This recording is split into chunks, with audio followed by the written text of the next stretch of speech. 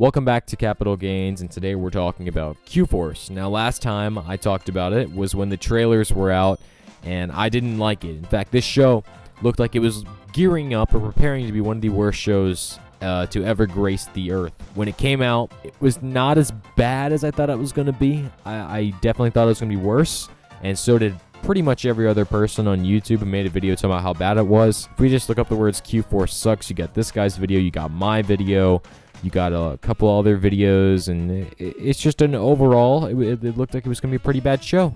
It is a pretty bad show. The only thing that's good about this show is that it's better than what the trailers made it look like. I don't know why the trailers were so bad.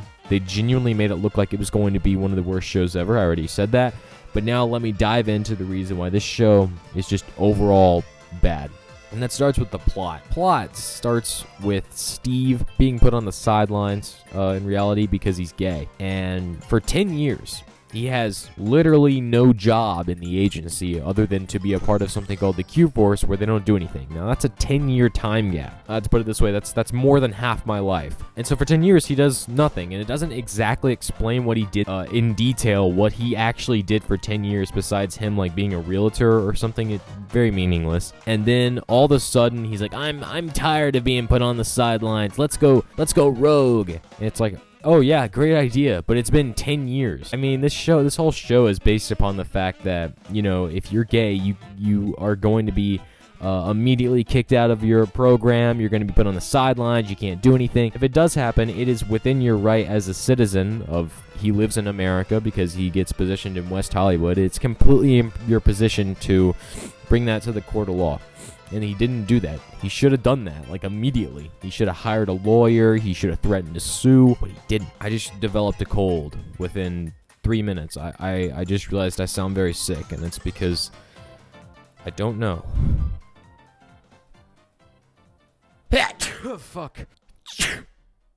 The jokes in this show are not very funny, at least to me. I'm just gonna let you guys get a gist of why I didn't like this show. Abbey is a church term, right? Where the monks and nuns live? Maybe it's a meetup at the Abbey. The gays may need a distraction. Say no more! Ariana Grande ought to cause quite a stir in the Abbey. The gays love me, and I love them. We need a distraction. Oh my god, it's Ariana Grande. Like, that wasn't funny. I feel like I'm gonna say this word a lot in this video. If I do, I'm sorry. But bro, that was just pandering. That was like the writers pandering to this young gay demographic that Netflix executives are saying, hey, cater to this untapped market of money and potential. It isn't funny, it isn't clever, it isn't witty, it does nothing. Gay sex, that's a common theme in this show. Or another character, I think his name's like Barry, he goes like skinny dipping in like a pool of uranium or something, and he doesn't get a lot of cancer and die immediately. That doesn't happen.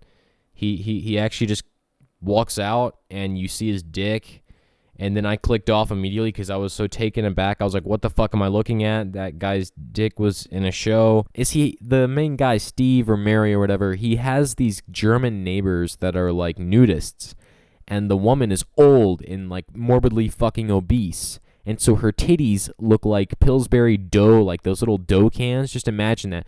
Let me draw it for you on Microsoft Paint for a second.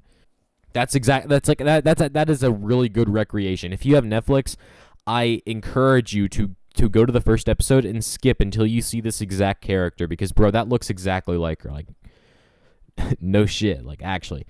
And I give the whole show about a 4 out of 10. But in the end, this show not that great.